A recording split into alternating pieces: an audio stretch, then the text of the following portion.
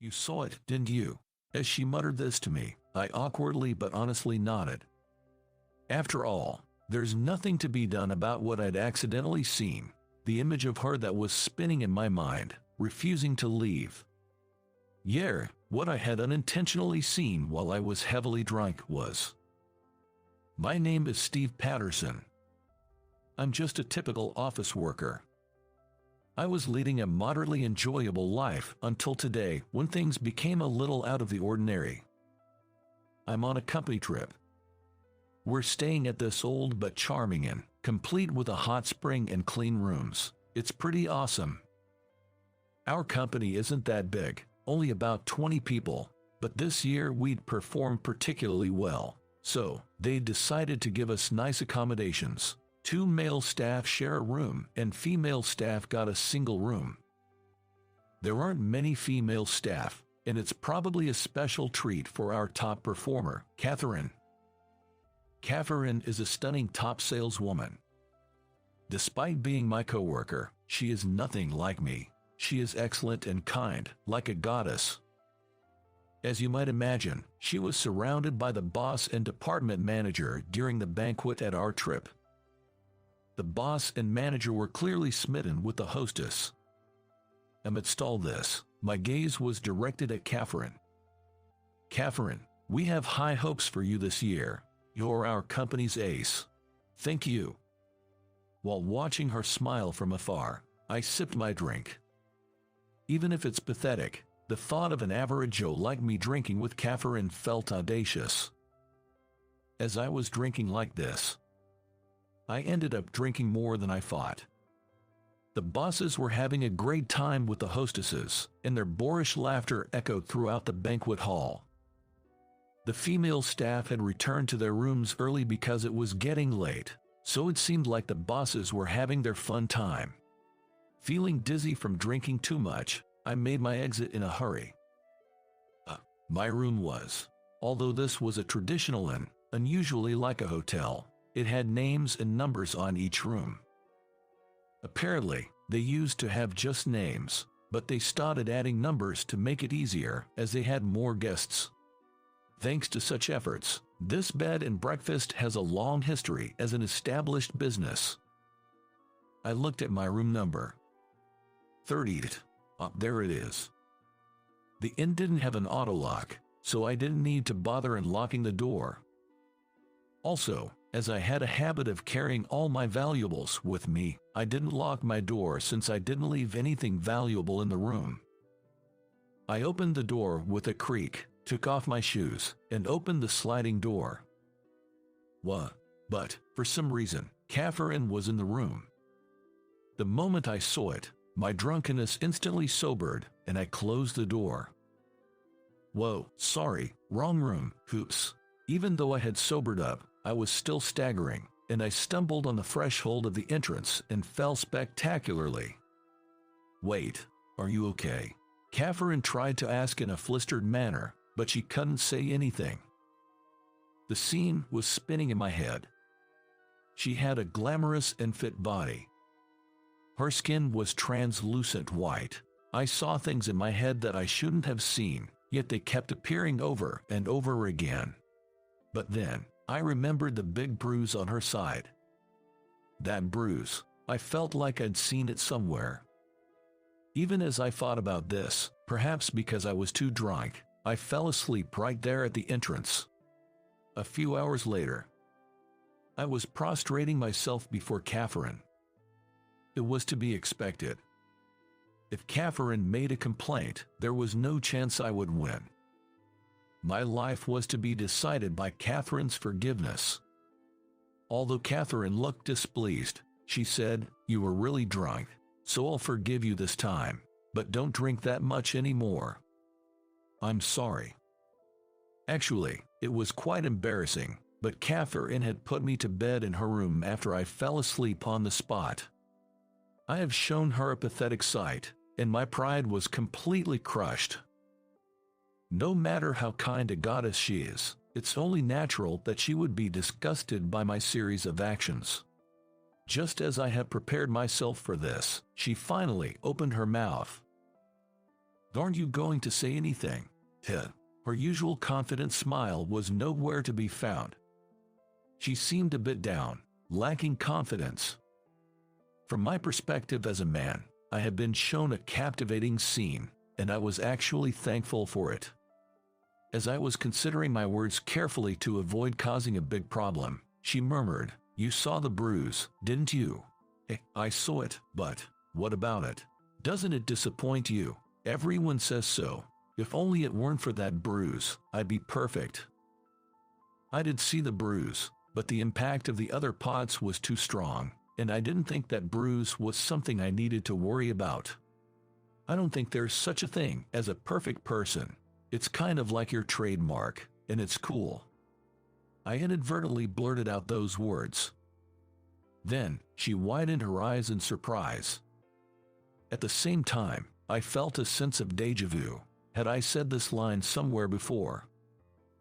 "You're really different, Steve. You're the second person to say that to me." "Oh, was it your boyfriend? Isn't it well known in the office that I'm single? Are you being sarcastic? I was told that by a classmate in elementary school. Well, I've transferred to another school due to my parents' circumstances, so I haven't seen him in a while." Upon hearing her say this, I exclaimed, "Ah, it's a distant memory, but there was a girl with a bruise in my class. I think it was around the 2nd grade. During gym class, while changing, one of the boys said to her, 'What's that black spot? So gross.' A few boys joined in the mockery, and she ended up crying. I remember saying the same thing to her. She ended up moving away, and I can't even remember her name anymore. Could it be Catherine?" Wasn't your elementary school before you moved? Maplewood Elementary." Yes, but how do you know that, Steve?" "Yeah, I just remembered that there was a girl in my class who had a birthmark like yours. You moved away before we went to the 4th grade, right?" "Yes, that's right." "Wait, Steve, were you the boy from back then?" It turns out, Catherine and I had attended the same elementary school. Catherine's parents divorced at the time, and she moved with her mother, changing her last name to her current one. I never thought I'd reunite with her as a coworker at the same company. But you remembered me after seeing me undressed. That's kind of awkward." I'm sorry about that." "It's fine, but we should probably head back to our rooms. It's late." I was feeling better, so I apologized to Catherine once more before heading back to my room. A month later, Catherine and I had gone close enough to have tea together occasionally. That's because Catherine had become a little comfortable with me, as I didn't get disappointed seeing her birthmark. We'd have tea, and sometimes even a drink or two. When we did, it was almost always time for Catherine's ranting session. "Why does nobody value you? Because I'm just not that good." "What are you talking about? You quietly handle administrative tasks and help others without anyone noticing. You need to assert yourself more." Catherine's complaints were mostly about my job evaluation. "I'm simply doing what I think will make everyone's job easier, nothing more." Catherine insists that it's incredible, but I think it's an overstatement. When I say so, Catherine always pouts. Seeing her like that was kind of cute, and I thought our relationship would continue like this forever. But then an incident occurred that marked the end of this relationship. Catherine said she was going to meet a client, and then all contact with her was cut off. Our company deals with dyeing, and Catherine was supposed to be visiting a factory in the countryside today, but she hasn't returned to the office for hours. No one can get in touch with Catherine, and the factory says she came for a visit and then left. Even when the work hours ended, Catherine hadn't come back, and her mother, who is her emergency contact, also didn't know where she was. I was supposed to be done for the day, but it was hard to believe that the Catherine would go somewhere without reporting to the office. I decided to go looking for Catherine after work. The road leading to the factory is rarely used by vehicles. It was dark at night, and there was little I could do on my own other than look down at the mountain from the road, but maybe there was some kind of clue. As I was driving, I found Catherine's car stopped on the side of the road. But Catherine was nowhere to be found.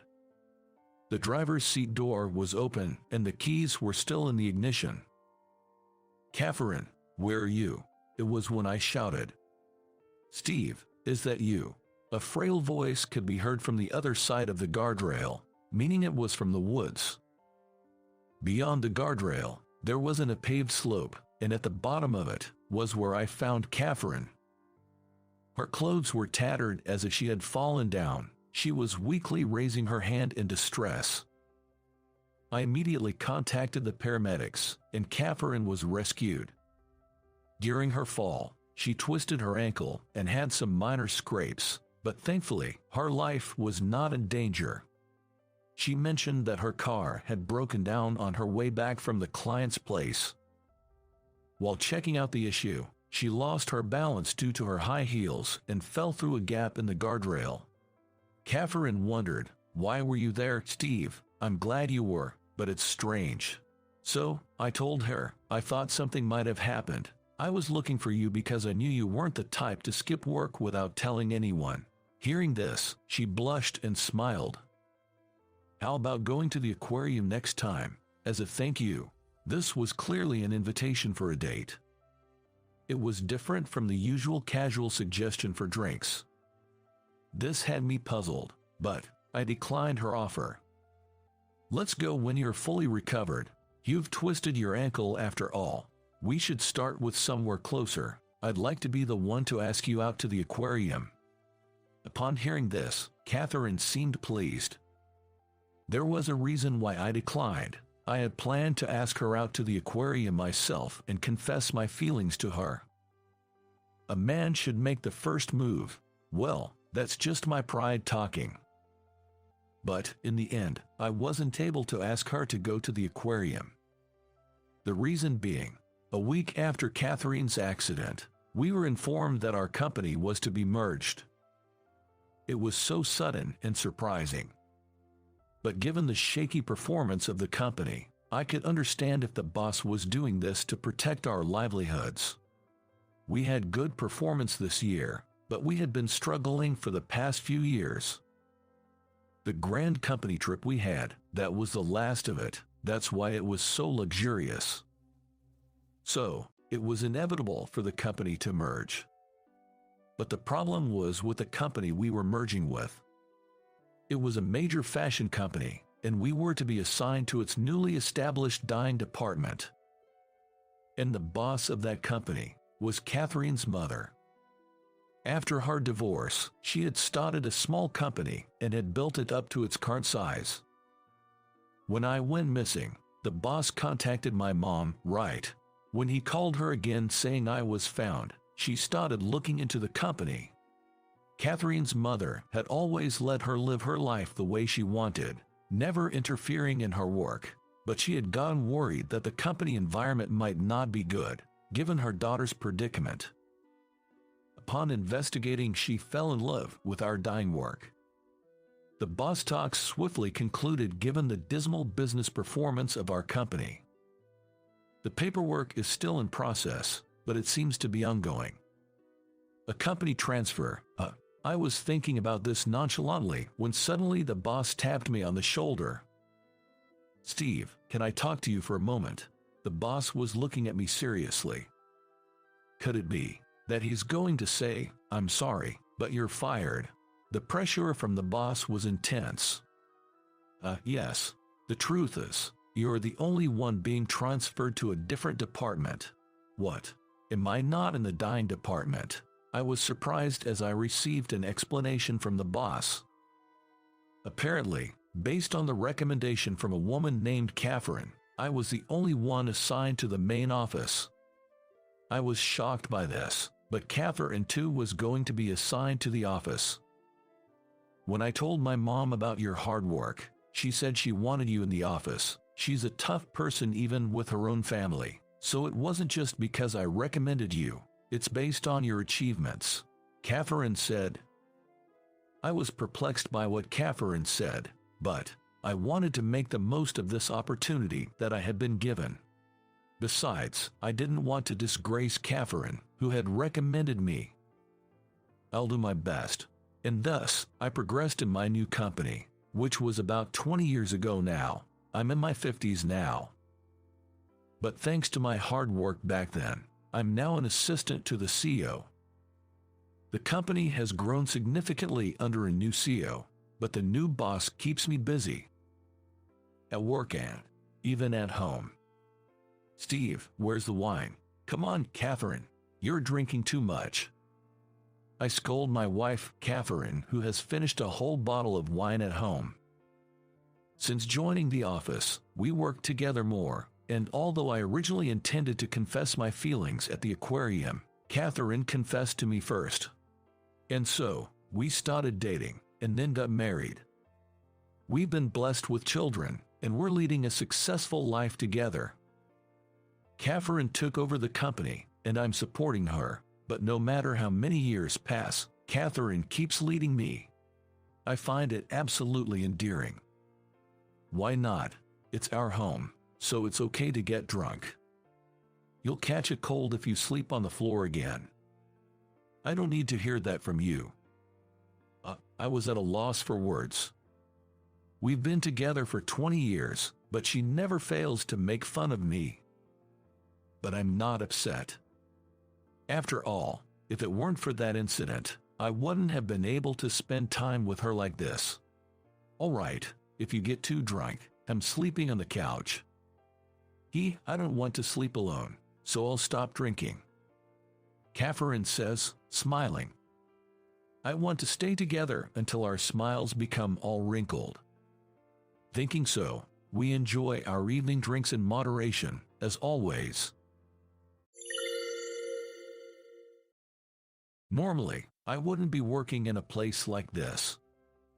Every day, all I had were complaints. One day, I opened the door to my apartment to find an unfamiliar woman changing her clothes. I thought I was hallucinating due to stress and dissatisfaction. Sorry, I can see you there. To my words, she calmly. My name is Tommy Reynolds. I work for a sports equipment manufacturer. On my 29th birthday this year, I reached the top of the sales department. I was featured in an interview in the company newsletter, published monthly, as the top salesperson. Among my colleagues, I was considered the most successful. I take pride in myself and have always approached my job with pride. I think it's the result of hard work, not talent. But in this world, the nail that sticks out gets hammered down. I wish I could have warned my past self, who thought he would be fine. The person who undermined me was my direct superior. I had been mistreated by this boss for a long time. The meeting times were wrong. He intentionally didn't pass on messages from clients, and there were too many incidents to count on both hands. I had managed to pull through so far, but this time it became irreversible. That client had promised me a large contract. On the day of the contract, my boss schemed to steal my deal. He gave me the wrong time. As a result, I was late on the contract date, and my boss, who was asked to explain the details to the client's representative again, couldn't answer anything. The client became suspicious, and we lost the big contract. My boss pinned all the blame on me. He reported to the top that it was because I was late. My boss, who is a relative of the company's president, got his way, and all my claims were rejected. My colleagues all looked at me with sympathetic eyes. The verdict for me was a demotion. I received orders to be dispatched to a factory in the countryside near the ocean, a rural town in California. I was off the fast track, and I left the headquarters while my boss saw me off through with a sneering smile. The factory I was dispatched to was a sewing factory near the sea. I was given the position of office manager. The factory had a factory manager, and there was no such position as office manager in the first place. It was a made-up position for me, a sinecure. I guess the rumor about me had reached the factory. Everyone was wondering why the top salesman who graced the company newsletter was assigned to their factory. The factory manager is a gentle, kind person who is loved by everyone and is about to retire soon. He never asked me in depth about this personnel change. And so my new life began. I was told that the company housing was fully occupied, and I rented an apartment near the factory. It's so run down and almost laughable. Surprisingly though, it's clean, and that was the only saving grace. I don't have the same passion for my job anymore, of course. My work is nothing more than checking the time cards of the employees working in the factory at a small office. Every day, it's the same routine with nothing exciting going on. I never thought I'd see the day, but now I go home on time every day. I enjoy a slow walk back to my apartment, while gazing at the sea shimmering in the sunset. This walk back home has become my only joy. One day, I heard some noise from my apartment when I returned. Of course, I locked it before leaving, and I had the key. The word burglar flashed through my mind. I slowly turned the doorknob. It wasn't locked. Pulling the doorknob towards me, the door swung wide open. What lay before my eyes was a strange woman changing clothes. A half-naked woman was staring at me with a bewildered expression. "Ha, sorry, I can see you." That's the first thing that slipped out of my mouth. Oh, how embarrassing. The woman in mid-change continued to change without hesitation. Regaining my senses, I rushed out of the apartment and slammed the door shut. As the door shut with a loud thud, I could hear the woman's hearty laughter from inside. I double-checked the room number multiple times. This was definitely my apartment. I didn't recognize the woman who was laughing inside. Summer is near, and I braced myself if she might be a somewhat unusual. "I kept you waiting. Please, come in." A carefree voice from inside the apartment called out to me, who was crouching down with my head in my hands. No, this is my apartment, I thought, but nervously opened the door. She had a healthy tan skin and big expressive eyes, unlike anyone I've seen around here. "Who are you?" I was dumbfounded as she tilted her head and asked. This apartment, it's mine." From her expression, it didn't seem like she had the slightest idea that she might be in the wrong place. I showed her the key I had and explained that this was my apartment. Then she showed me her key, with a dolphin keychain attached. She said this was her friend's apartment, and she had a spare key. Indeed, when we tried it, her key opened the door without a problem. "I'll call my friend and check," she said, and called her friend on her smartphone. After about 3 minutes of talking, she hung up the phone and bowed deeply. "I'm so sorry. It seems like she moved out, and the landlord hasn't changed the locks yet. I apologize for the trouble. Apparently, her friend used to live in this apartment and has since moved out." Unaware of this fact, she had entered the apartment using the spare key as usual. The landlord not changing the lock seems to be the root cause. "No, really," I said. Then I replied to her desperate bow with a bow of my own. After all, I had accidentally gotten a full view of a young woman changing. "Well, let's call it even then." She raised her head with a cheery grin. Her name was Jennifer Watson. She'd come to this town, which felt a lot like San Diego, to help out at a friend's dive shop during the busy season. She'd stayed in this room every year, not realizing her friend had moved. "So, Jennifer, are you a diving instructor?" Not quite feeling right to simply shoo her out, I offered her some iced tea I'd made in advance. "Thank you," she said, draining the glass with apparent enjoyment. I do instruct, but I mostly do free diving. It's a pricey sport, you know. She laughed as I, clueless about the difference between diving and free diving, looked puzzled. Jennifer was a free diving athlete. More specifically, a constant weight freediver. A sport where you dive deep into the ocean without an oxygen tank. I worked for a sport goods manufacturer, but I didn't know much about such a niche sport. I bet there aren't many competitors in the sport, huh? There aren't as many in the US. It's on the rise, but it originated in Europe. Jennifer educated me about this world I knew nothing of. Past a certain depth, you lose buoyancy and just sink. Being sucked into the pitch-black ocean floor is a feeling beyond description, she said with a chuckle. The mere thought of sinking to the ocean floor gave me the chills. When I told her that, she burst out laughing. Why not start with snorkeling? Since you live in this coastal town, you should make the most of the sea. Before I could respond, I heard a car honk from outside the window. Her friend seemed to have arrived to pick her up. Oh, looks like my ride's here. See you around. I'll come by to invite you for diving, she said before making a swift exit.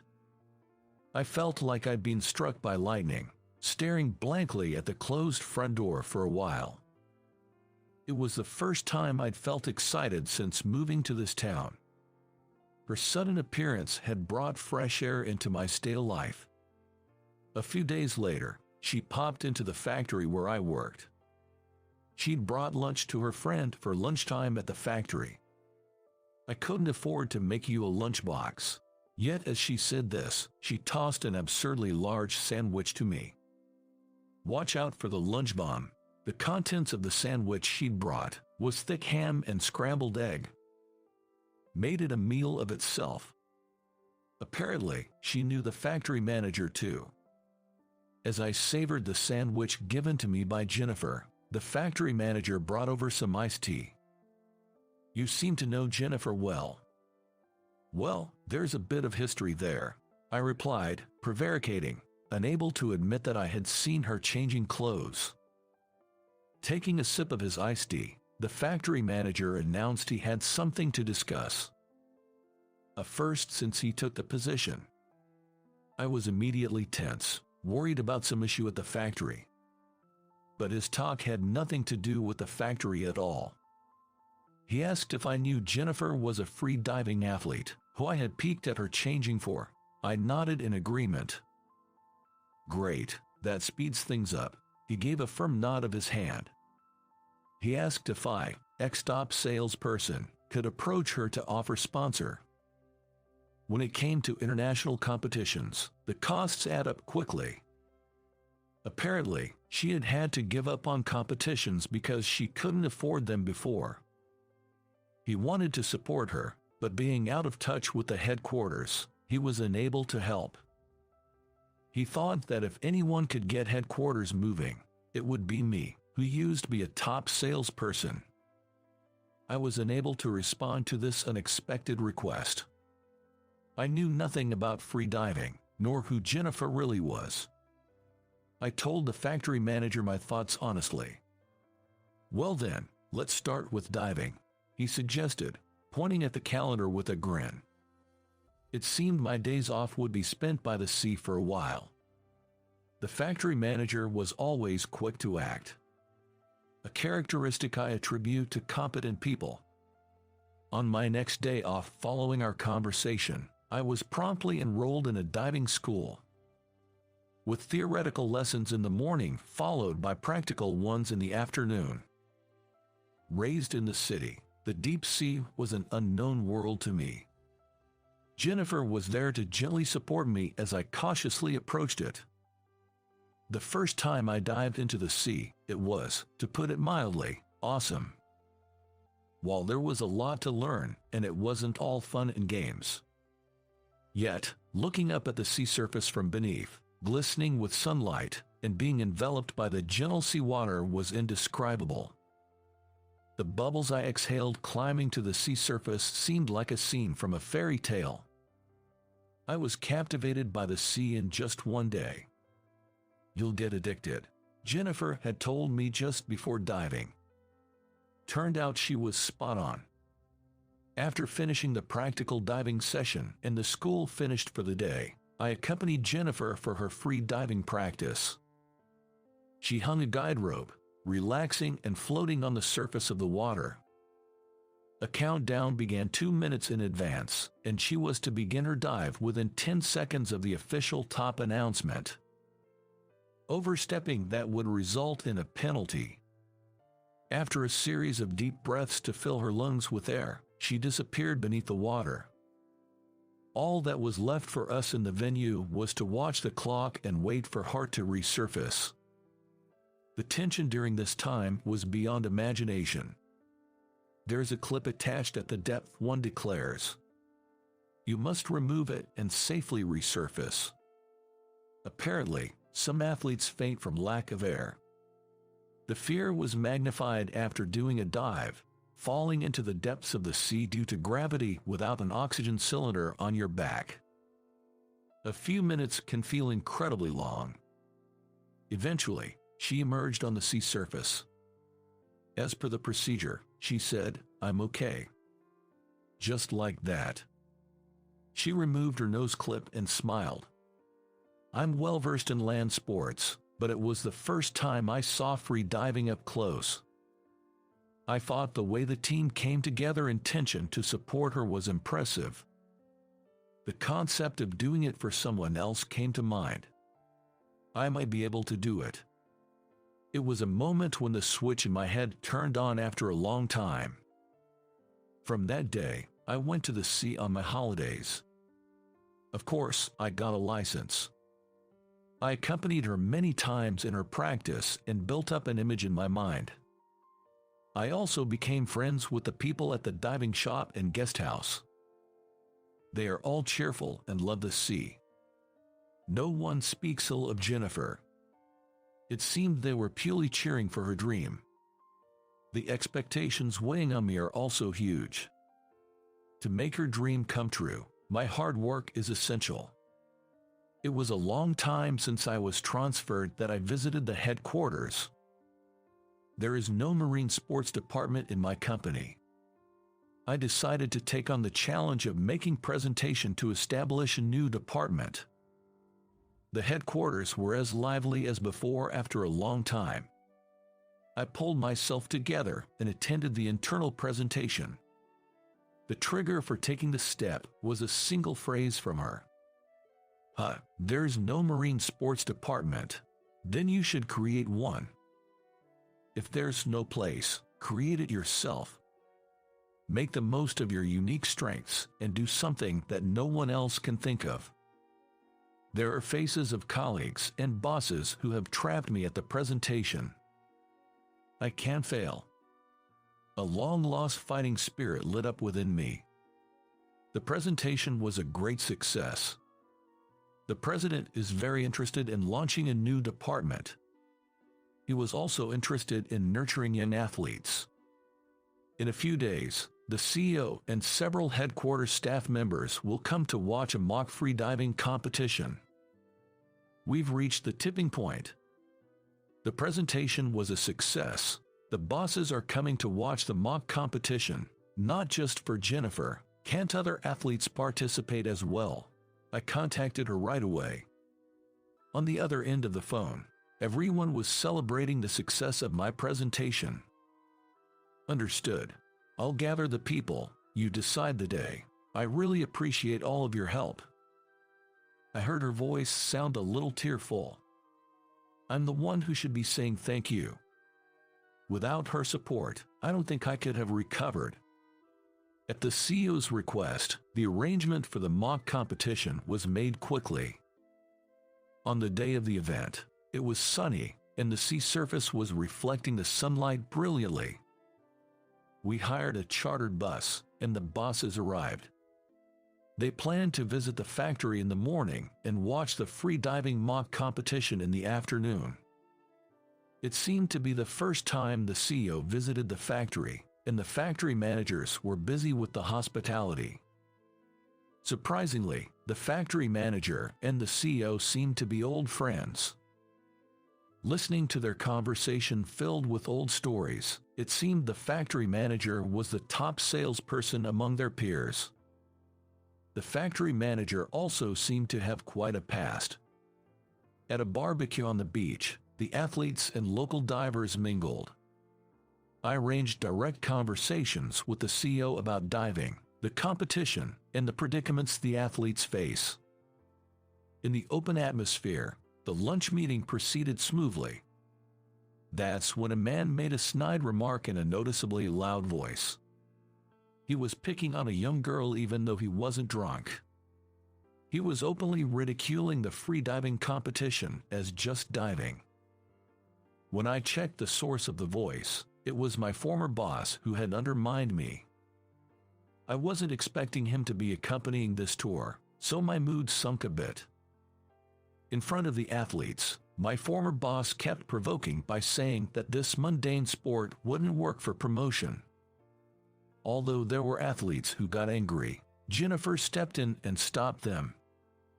It's pretty lame to pretend to know something you don't and then make fun of it, she said, looking straight into my ex-boss's face.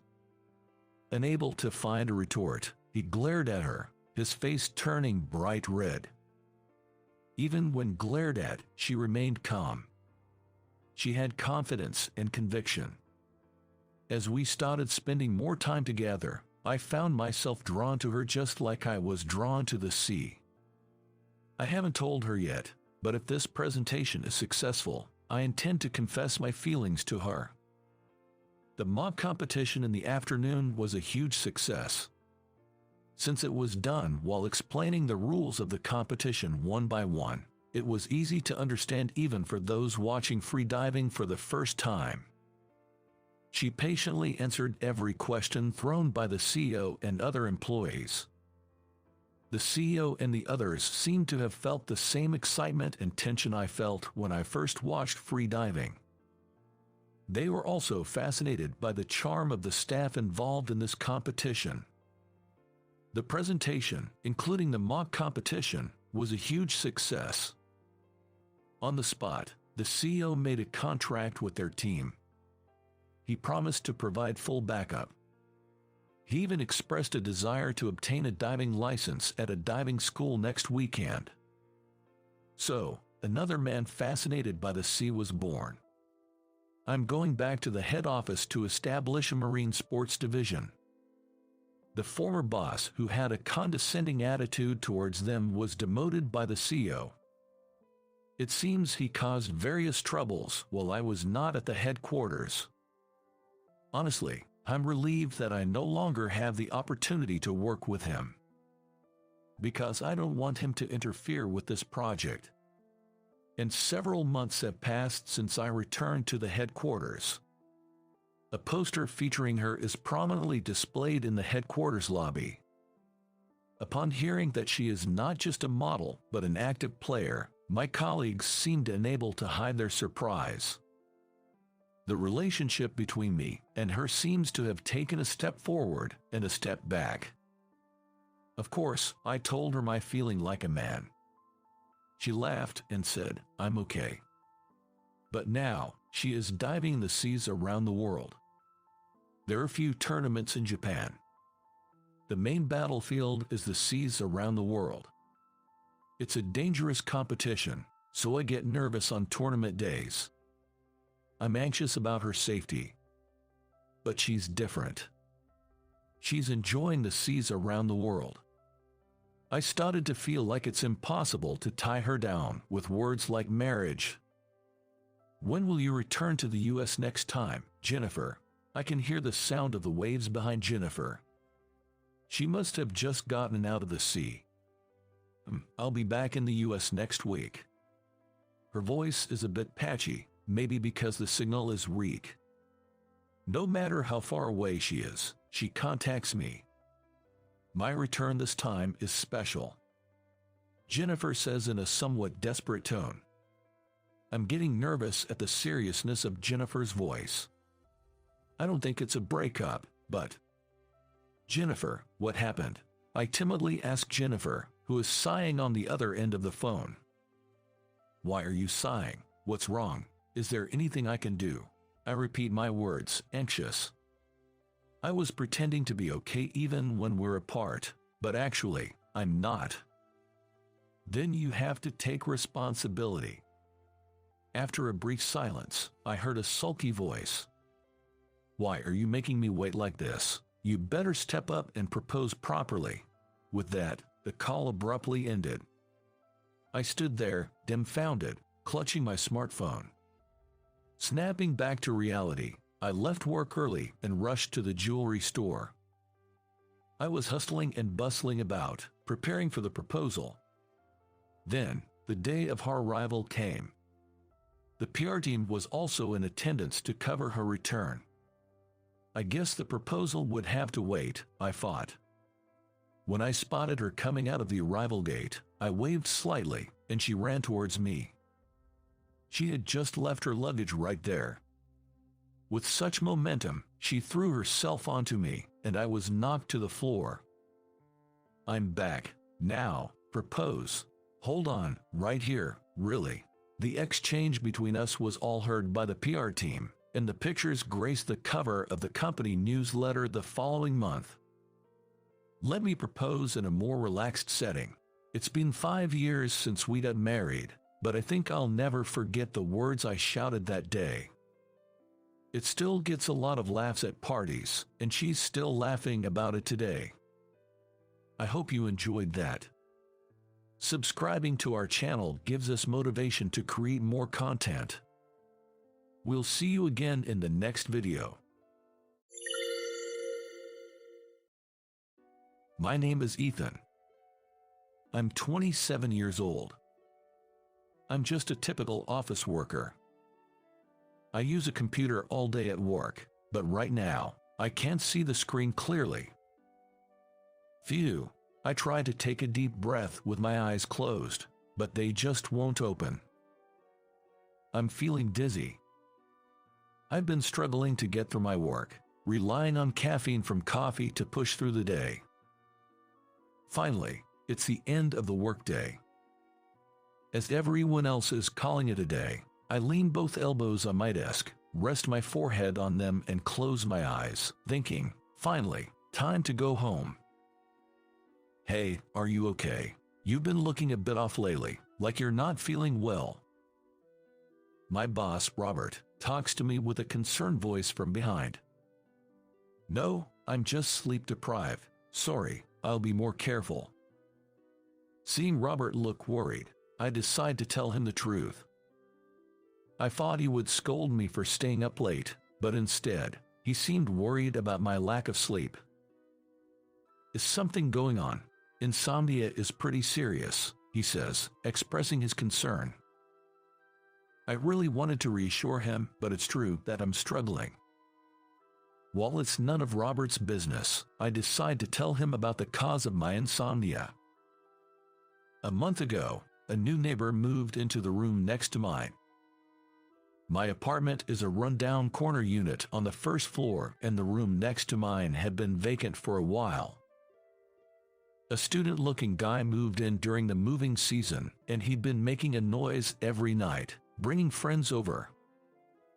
He seems to be a night owl, making noise, shouting, and occasionally causing the wall to shake. Additionally, it seems someone new moved into the room above mine as well, who runs the washing machine at night and stomps around loudly. I used to hear the sounds of the neighbors' doors opening and closing, but I didn't realize how thin the walls were because the room next to mine had been vacant. Due to these disturbances, I've been waking up several times during the night and suffering from sleep deprivation. I don't want to have issues with my neighbors, but it's been unbearable, so I reported the situation to the landlord. Despite my report, the situation didn't improve. I talked to the landlord again, but he just said that he'd left a note for them and didn't seem like he could do anything more. I guess I have to put up with it as the rent is cheap, but it's really tough, I told Robert. After hearing all this, he said, I see, that's quite a predicament. Lack of sleep can ruin your health. I understand your situation now, but don't hesitate to take a day off if you're not feeling well, okay? I felt grateful for his kindness and hoped that things would be better. However, even after another 2 weeks, the noise problem continued. I used to live in a shared house near my university when I was a student. So, I thought I had a certain level of tolerance for noise. But this noise is too much for me. At the shared house, we had strict rules, and if someone broke them, they would be warned and eventually kicked out by the owner if they didn't change their behavior. As it's a convenient location for commuting and the low rent, I chose this rent-down apartment, but now I think the shared house was a much better choice. I don't want to underperform at work. So, another day passed with me fighting sleep deprivation with the help of caffeine. As Robert was passing by, he talked to me. "You still look pale. Don't push yourself too hard. I want to talk to you later, okay?" and patted my shoulder. At the end of the day, Robert came to me and asked, "Can we talk in the meeting room?" I thought I was going to be reprimanded for looking so run down, but the words that came out of Robert's mouth took me by surprise. "Ethan, you must be having a hard time. Why don't you come stay at my place?" From the look on his face, it seemed like he wasn't joking. Apparently, he had been worried about me and had discussed it with his wife. Turned out that his wife also concerned for my health, suggesting that I should stay at their place to prevent me from collapsing. "You're still living in that apartment you rented when you got your first paycheck, aren't you? You should be able to afford a better place by now. Have you considered moving? But you probably can't hold up until you find a new apartment, right? For the time being, you should rest up at our house, okay?" I didn't expect such concern and tried to politely decline, feeling a bit guilty, but Mr. Robert insisted, humorously promising delicious home-cooked meals if I decided to stay. I didn't give an answer at that time, deciding to think about it more when I got home. My run-down apartment was not too bad, as long as there was no noise. However, the incessant noisy disturbances made me decide to move out. I felt the urgent need for a peaceful place to rest. I was on the brink of collapsing. But my family lives out of the state, and I had no friends in the vicinity to rely on. Although I felt guilty for inconveniencing Mr. and Mrs. Robert, I decided to accept their generous offer and stay with them until I found a new place. I had a moment of hesitation about living in the same house as my boss, but then again, it was not that much different from living in a shared house. I felt like I was imposing, but I decided to take them up on their offer. The next day, I gave Mr. Robert my answer and immediately started looking for a new place. It was decided that I would start staying at the Roberts' house from the following Sunday. And then the day has come. When I arrived at Mr. Roberts' house, Mrs. Robert welcomed me with a warm smile. I expressed my gratitude for their hospitality, to which she responded, "Don't be so nervous," as they helped me with my luggage and showed me to the room. "There's some time before dinner, why not relax a little?" she suggested, and the three of us had a light conversation. "It's been a while since we saw you, John. You've really matured," Mrs. Robert commented. Actually, it was not my first time visiting their home. Back then, you used to bring your young colleagues over to our house for drinks. We don't see much of that these days, do we? I remember the times when I was a new recruit and Mr. Robert used to invite me over. He was always considerate of his subordinates and communicated with them a lot at his home. When drinking with boss, there is often the exhaustion of having to listen to their heroic stories or their preaching about work, but Mr. Robert was different. Even when he talked about work, he was never imposing. He always listened carefully, which made him well loved by the younger staff. As we reminisced, Mr. Robert suddenly turned serious, saying, "Oh, I almost forgot. I have to tell you something important." He turned to me, a serious expression on his face. "We have a daughter living with us, John. I'm sure you understand, but don't try anything, all right?" His tone changed drastically as he stared intently at me. Mrs. Robert couldn't help but laugh at his stern demeanor. "I don't think John would do such a thing, but our daughter is quite pretty, you know," Mr. Robert said, his stern face softening slightly into a smirk. His wife chuckled. "You're still overly protective as always." I remembered their daughter from her student days, and indeed, she was a beautiful girl even then. Their daughter, Amy, had just graduated from college this spring, and she started working as a hotel staff at the front desk. I met Amy at dinner time. We were having dinner without her as she was coming home late, when we heard her voice from the entrance. "I'm home."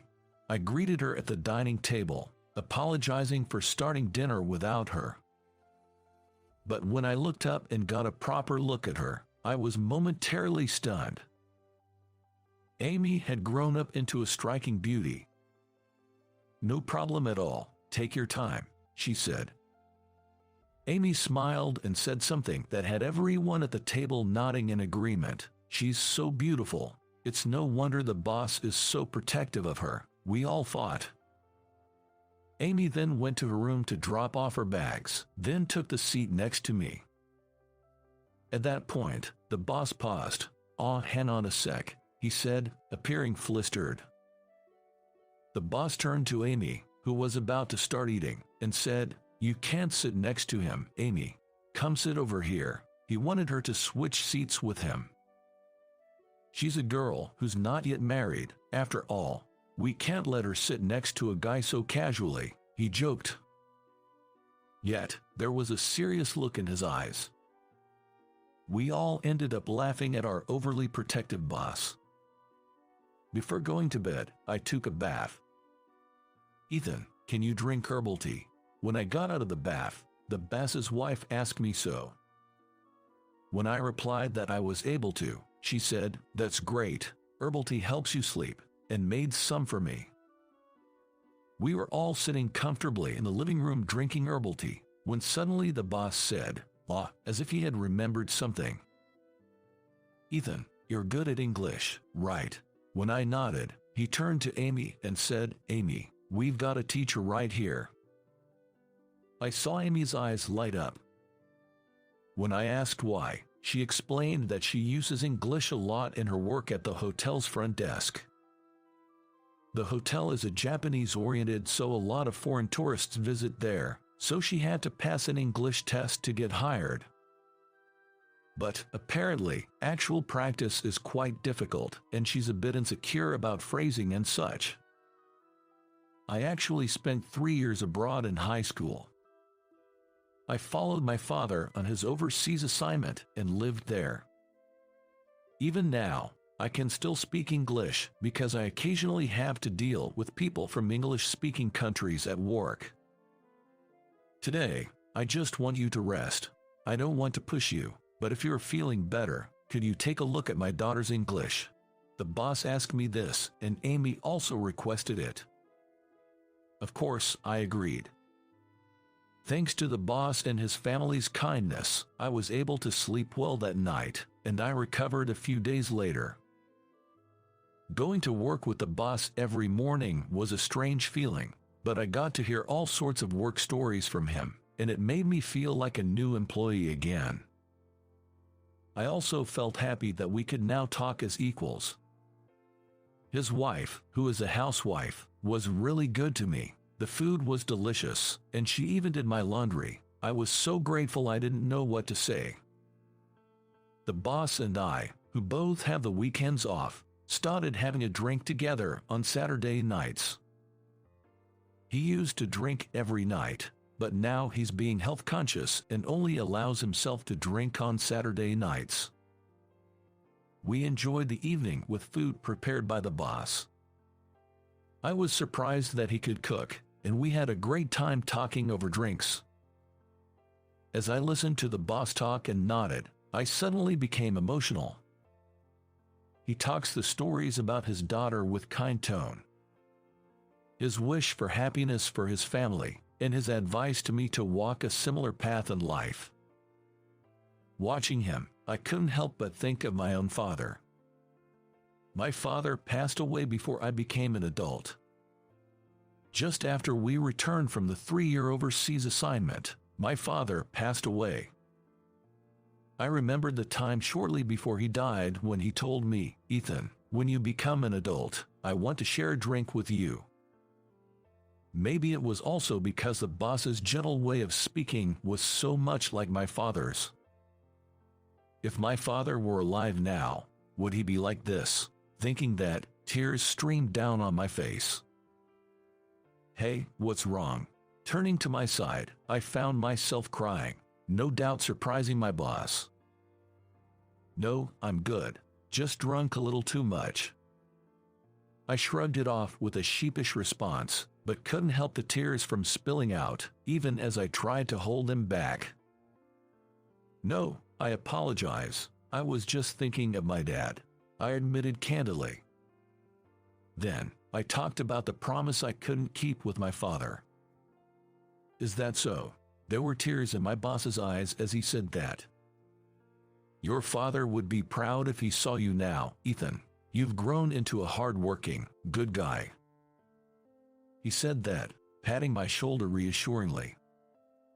The words just made me cry even more. His tone was just like my father's. It felt like my dad was talking to me. That night became a special one for me. As we promised, I used the spare time in the evening to tutor Amy. Her days off changed due to her shift schedule and her being a new employee, but she comes home early. We are able to find common time. She asks me about the conversations she struggles with, what she couldn't understand on that day. I answer her questions, and she actively asks me for more. I advise her on how native speakers would say it, the polite way of phrasing things. Amy diligently takes notes, practices pronunciation with me. To respond to her enthusiasm, I do role-playing exercises with her repeatedly to make her more practical in conversation and actions. Initially, I was nervous around Amy, but recently, we've been able to chat casually. We've started trying to make these small talks in English, making it a bit of a game, and we've become somewhat friendly. Before I know it, it's almost a month since I moved into my boss's place. Although I've been constantly looking for a new place, the good ones seem to fill up before I can even go see them. Maybe it's the season. I've been looking around without sticking to a single real estate agency, but whether it's bad luck or poor timing or just my searching method, I start to feel anxious. I can't keep relying on my boss indefinitely, I thought at that time. Speaking of which, Ethan, no, it's okay, yeah. My boss nervously started to speak. "Ethan, you haven't moved out of your old apartment yet, have you?" I was surprised, feeling as if he'd read my mind. I uttered, "No, it's fine. You can stay as long as you like. But Ethan, you've gotten comfortable here, haven't you?" he said, grinning knowingly, but it was true, even though it was at odds with my anxious feelings. I'm sorry, honestly, I'm very comfortable here," I said, and my boss laughed heartily. Although I had a lot of trouble finding a place, I ended up finding a place that was far better than what I originally aimed for. Thankfully, it was okay to move in as soon as possible. Once I secured my new place, I notified the landlord of my current apartment about my departure. Because the move was so sudden, I ended up having to pay for 2 places for a month, but I couldn't continue to rely on my boss for another month. Accepting it as it's unavoidable, I quickly started to prepare for the move. Moreover, my boss said he would help move things if I didn't have too much luggage. I ended up relying on him until the day of the move. On the day I left my boss's house, I made sure to thank his wife sincerely. I had stayed at their place for about a month, being cared for in every way. In gratitude, I prepared something to serve as a sort of rent payment, but both the boss and his wife refused, saying it wasn't necessary. "You tutored our daughter, so we're even," they said. After some time passed living in my new apartment, while I enjoyed the comfortable life, I also felt nostalgic for the time spent at my boss's place. I had been thinking to visit them again. "Excuse me, boss. I'd really like to express my gratitude properly. May I come over next Saturday?" I asked nervously. He replied, "No need for thanks, but we can drink together again. My daughter is off next Saturday, so it's perfect timing." Although he seemed happy, I was a bit nervous. On Saturday evening, as I rang the doorbell at the boss's house, he greeted me cheerfully. "Tonight, my wife and Amy prepared a feast because they knew you were coming. Come on in." Both his wife and Amy greeted me with smiles. "First things first, Ethan, let's have a beer and toast." As my boss went to pour the beer, I stopped him. "Wait, boss. I have something to say before that." At my words, his wife and Amy moved closer. Seeing this, the boss looked surprised, but his wife calmed him down, saying, "Just let him speak." Then, I stepped back and spoke out. "Boss, I have been dating your daughter, and I wanted to formally let you know." With that, I bowed deeply. When I lifted my face, the boss seemed frozen, deep in thought. After a while, he finally asked, "What do you mean by that?" Then Amy came next to me and said to her father, "I fell in love with him." His wife added, "Ethan is a wonderful person, isn't he?" And she and Amy giggled. Seeing this, the boss was flustered. "You knew about this?" His wife and Amy exchanged glances and started laughing. "I didn't know anything about this, Ethan. What is this all about?" The boss tried to regain some fatherly dignity, but his wife chuckled. "Aren't you actually pleased?" Exposed by his wife, the boss was flustered and said, "Don't say things like that." She continued, "You said it would be nice to have a son like Ethan drinking alone after he left." That was when my wife blurted it out, and I was taken aback, saying, "Don't mention that. Can't help it if it's Ethan." "No, seriously you guys," grumbled our team lead with a mix of joy and disbelief. I handed him the gift I'd brought. There is his favorite brand of liquor inside. Seeing this, he chuckled, "Nice choice. All right, you're forgiven. Let's have a celebratory drink to your relationship with my daughter, Amy." He had given us his blessing. We shared drinks and stories. "Oh, I might be a bit tipsy," he admitted, a perpetual smile on his face. From the way he was talking, it seemed he was quite drunk. "Listen, Ethan, if you don't make my daughter happy, you won't get off easily. But I'm glad the first guy she brought home is you, Ethan. I'm glad it wasn't some weirdo. Please take good care of my daughter." It felt as if I was announcing our marriage, even though I had only intended to announce our relationship. But it did become reality.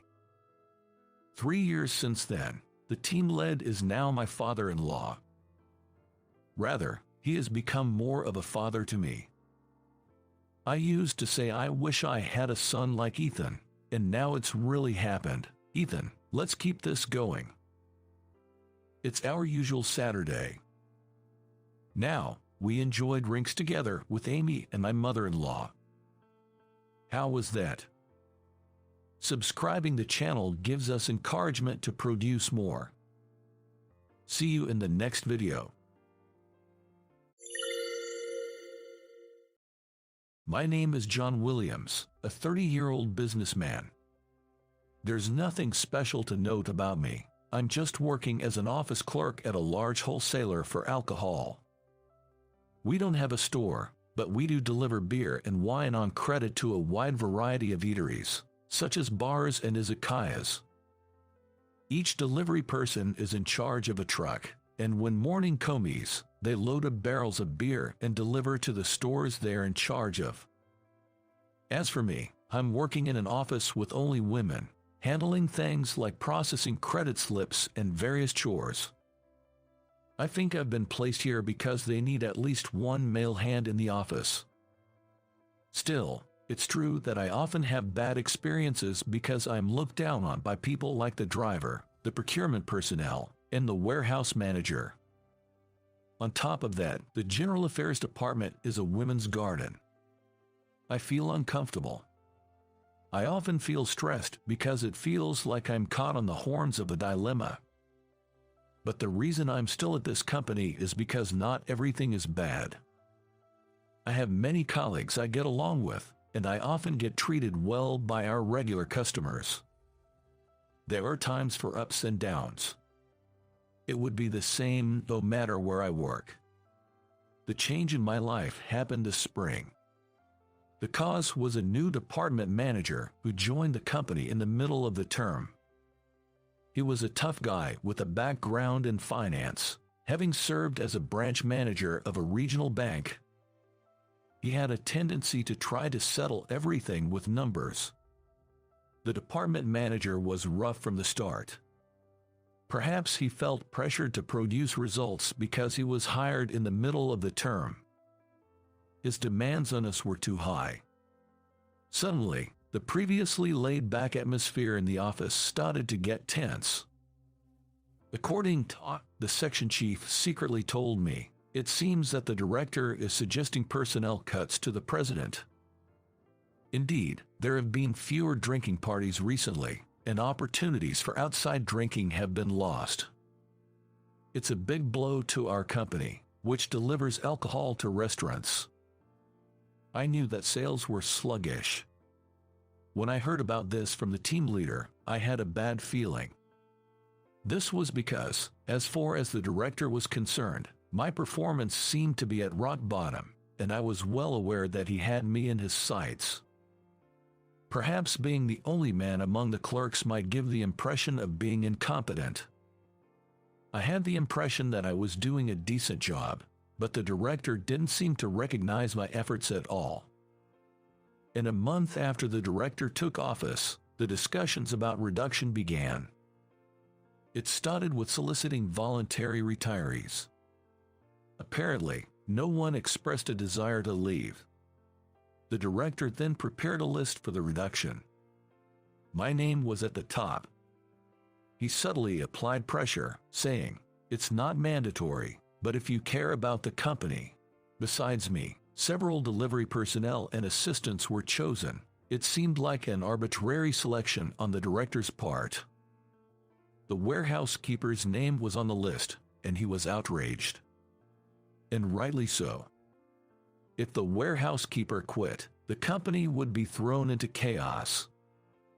Because no one else can find a single bottle of wine in the huge warehouse. The president didn't seem to like the list either, but he had difficulty expressing his opinion to the director, who was an elite from the banking world. Even those whose names were on the downsizing list didn't willingly apply to resign just because their names were there. The company atmosphere was like, let's ignore the list, but the director didn't like that. Salespeople aren't in the company during the day. During the day, the director's target was me, the only one left in the office. Even when he didn't have anything to do, he kept loitering around my desk and nitpicking. I sincerely wished he would just stay cooped up in his office. Are you doing only that job every day? You have a tons of work because you're slow. The director would lean over my work and scold me in an unnecessarily loud voice. I guess he wanted everyone in the office to hear. Every day, the office atmosphere got worse because of his yelling. And the director blamed it on me. He said that the reason the employees' motivation isn't increasing is because I'm in the company. I was stunned to be told that being called incompetent and a burden to the company every day was really wearing me down. My stress was reaching its limit. I'm convinced that the reason I blacked out and collapsed while trying to get up from my chair at the office was due to the director. I don't remember anything after falling, but apparently, I was quickly rushed to the hospital by an ambulance. I heard from my colleagues that I had been unconscious and appeared to be suffering since I collapsed. It turns out, stress was indeed the direct cause of my collapse. It was a result of a dreadful pattern of stress leading to insomnia and overwork. When they performed the tests upon my emergency arrival at the hospital, the attending physician told me that there seemed to be other worrisome symptoms, which surprised me a bit. It turned out I would have to continue with further diagnostic tests. The results of these thorough tests revealed early-stage colon cancer. Receiving a cancer diagnosis was quite a shock, but I was a little reassured when the doctor told me that since it was in the early stages, there was a high likelihood of complete recovery with surgery. A hospital stay for tests turned out to be a much longer hospitalization than I anticipated, which was bothering me. Just as I thought my hospital stay might drag on a bit longer and contacted my office, the document that the secretary, now named as Nancy, brought me was early retirement papers. She looked very apologetic as she handed them to me, saying she was told by the director to deliver them. "Thank you, who've asked the nasty task." When I spoke to Nancy, who had brought the documents, she told me, "You should just ignore such papers." Of course, I don't want to take early retirement. I shoved the envelope into the drawer of the bedside table in my hospital room. "John, we'll take your temperature and blood pressure now." The nurse came named Kathy, replacing Nancy in the room. The first time I saw her, I was so struck by her beauty that I didn't even realize when the injection was over. Yes, please go ahead." I get overly nervous when Kathy comes in. Her being extremely beautiful is one reason why I get so nervous. On top of that, she never smiles. She's called Iron Mask by the inpatients. It seems her fellow nurses also call her that. Kathy's expressionlessness and her good looks make her appear doubly intimidating. It's not that she's cold or anything like that to the patients.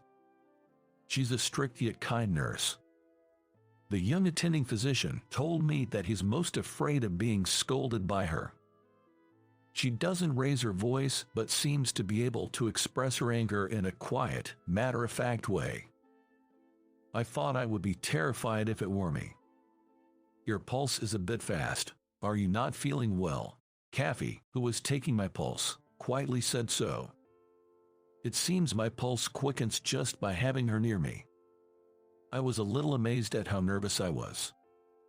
"I'm okay. There's nothing wrong with me." As I hastily said that, Katie stared at me fixedly. And then, she let out a small sigh. I started to panic, wondering if I had disappointed her. But her sigh was not one of disappointment. "Don't just dismiss things lightly as okay. You're here to fight a disease, remember. If you're feeling bad or if there's even a slight difference from your norm, make sure to tell us," Kathy said with a serious expression. Then, she deeply bows in my direction, apologizing for her inadequacy. "Wait, why? You don't need to apologize for anything, Kathy. I understand there's a certain atmosphere around me that makes it hard for you to open up. I'm really sorry about that." I wonder if Kathy knows what people call her behind her back. I gently look at her face, wondering if she's hurt. Her usual expressionless face is there. I'll be a good patient." My words slip out awkwardly, as I don't know what to say. Iron-faced Kathy's eyes widen in surprise. Then she quickly returns to her usual expression and simply responds, "I appreciate that." I suddenly feel embarrassed and couldn't say a single word until Kathy left the room. Hospital life is surprisingly busy with continuous tests before surgery. Today, I didn't return to my room until past 3 p.m. after the tests. Dragging my test-weary body into my room, I find that there's already someone there. It's my boss. Just seeing him doubles my exhaustion from the tests. He notices me return to the room and, without any words of consolation, just says, "Hey." I don't feel like responding, but he's still my boss, even if he's not the most pleasant. As an employee, I don't have much room to argue. Quietly, I just sat down on the edge of the bed. "I'm sorry for the inconvenience, Director." That's the unwritten rule for employees, I suppose. My apology was met with a condescending nod from the director. "I've heard you're in for a long stay. Have you received the early retirement forms? Why haven't you submitted them yet? The company would be better off without deadweight like you." He spoke to me as though I were a child, which got under my skin. I must have let my irritation show. The director gave a nasty grin. He was trying to rile me up, I knew that, but his attitude was hard to stomach. "You came all this way to tell me that. I'm sorry for the trouble, but I have no intention of retiring early." I tried to choose my words carefully, trying to stay as calm as possible. Really, I wanted to shout him down and send him packing. The director smirked as if he could read my thoughts, and he didn't stop. If I caused a scene here, he might use that as an excuse to fire me. The tension hung in the air between the director and me, like a standoff. The one who shattered that tension was Nurse Kathy. "Excuse me, I believe I asked you to call me with the nurse call button once you return from your tests. Have you forgotten?" The hospital room door burst open, and in strode Nurse Kathy, glancing back and forth between the director and me. "I'm sorry, but could you please leave the room?" Her voice was soft, but there was an undeniable authority in it. She shot the director a frosty stare, explaining, "He's tired from his tests." What a rude nurse. I'm this man's superior, and the director rose from his chair, glaring at Nurse Kathy. But she simply pointed to the door and repeated, "Please leave." "Boss, that doesn't matter here. This is a place where you follow the doctor's and nurse's instructions. You think being a boss works everywhere." The director's face turned beet red at that. It was like she'd called him out for flaunting his petty power. "How dare you? I'll remember your name." With a parting shot, the director stormed out of the room like he was running away. I listened to the receding footsteps, letting out a sigh of relief. "Would you like to lie down?" Kathy, as if nothing had happened, helps me to comfortably lay down. After laying down, all the exhaustion came to me. "Why don't you take a nap until it's time for dinner?" As she suggests this, she pulls the blanket up to my shoulders. I can't help but feel a little shy. "Thank you. That man, he's a bit of a problematic boss. I appreciate you sending him away." As Kathy is about to leave the room, I call out to her, and she slowly turns around. In her flat tone, she says, "It's my job." Right, but still, I wanted to say thank you. Upon hearing this, her hand, which was on the doorknob, stops. And slowly, she turns back towards me. Kathy looks at me with a strange expression. The moment I thought her feelings briefly showed on her face returns to its usual expressionless, iron mask. Without saying anything more, she leaves the room. Fortunately, the surgery was successful, and I continued my treatment towards recovery. My body was at its limit due to stress. Even after the surgery, I was told to rest properly. During my lengthy hospital stay, I set a goal for myself. That was to see Kathy's smile by the time I was discharged. I really wanted to see her smile. I also had a feeling that I wanted to grab her attention. Apparently, the director had visited the hospital several times after my surgery. But he never made it to my room. I was surprised to hear from another nurse that Kathy had turned him away every time. I was nothing but grateful to Kathy. I was attracted to her. All the strategies I came up with to see her smile ended in failure. Whether I prepared a horse mask or practiced magic tricks, everything was a bust. When I shared my Make Kathy Laugh project with other nurses, the news spread throughout the hospital. Getting advice from other patients, brainstorming strategies together, my hospital life quickly became more fulfilling. Yesterday, finally, a seemingly exasperated Kathy told me to focus on my treatment since I'm the patient. From then on, every time I try to make her laugh, I get scolded with the same line. One day, as my discharge date was approaching, I got an urgent call on my cell phone from my colleague, Laura. There had been a customer who was a regular complainer, making numerous complaints every day, causing work to be disrupted. Normally, I would be the one dealing with this customer. The complaints were usually about simple things like wrong order or late delivery, nothing too serious. But this time, it seemed the customer was extremely angry because they received a different product than the one they ordered. I understand the situation, but I'm in the hospital. If you can't handle it, just escalate it to upper management. Let them deal with all of it, I advised. Normally, I could handle most complaints at my level. But this time, I'm afraid the bosses would have to step up. Laura said she would do that and hung up. The complainer was a guy named Mr. Ferguson, who ran a couple of bars and snack joints. He could be a bit tricky at times, but he wasn't unreasonable. As long as the first step in handling the complaint was correct, there shouldn't have been any problems. I've never experienced a complaint so severe that the phone didn't stop ringing for days. The day after Laura's call, my boss barged into my hospital room. He burst past the nurses who were trying to stop him, giving me quite a surprise. "Director, what's going on?" His forehead was covered in sweat, and his usually crisp suit looked somewhat worn out. "You've been handling that complainer and smoothing things over. It's your responsibility. Contact him and sort this out, now." He tossed the company cell phone at me, which made me feel exasperated.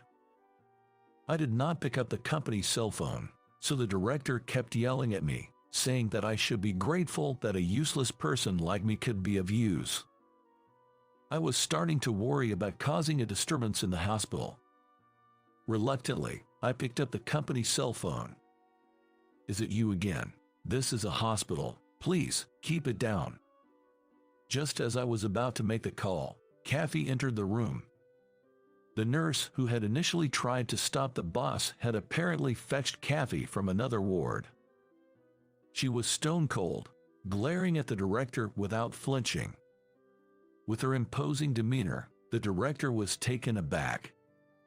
"I'm giving this good-for-nothing some work. Don't meddle with company affairs. You're just a nurse." Just as the boss's tirade was coming to an end, Kathy swiftly grabbed the company cell phone from my hand. Then she shoved it into the director's chest pocket, rather forcefully. "From this moment, this room is off-limits to visitors. Why don't you go back and do your own job?" Kathy said as she pushed the boss out of the room and closed the door behind him. I heard a click as a sign was hung on the doorknob. It must be a no-visitor sign. I could hear the director yelling outside the room.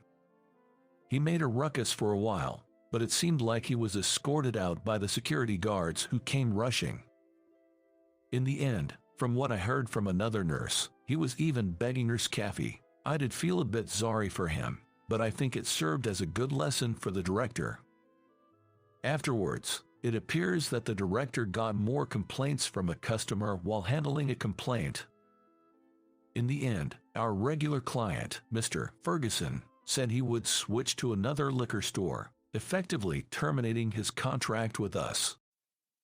It was a major blow to the company, and after a thorough investigation into the cause of the complaint, a revelation came to light.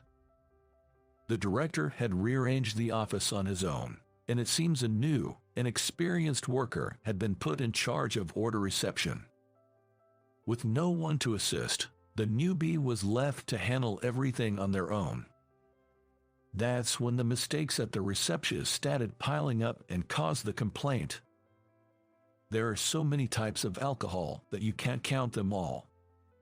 Without an experienced receptionist, it's difficult to understand specific wine brands. Normally, an experienced office worker would be assisting the newbie. But the director jumped the gun with the reorganization for cost-cutting, causing chaos throughout the office and the entire company.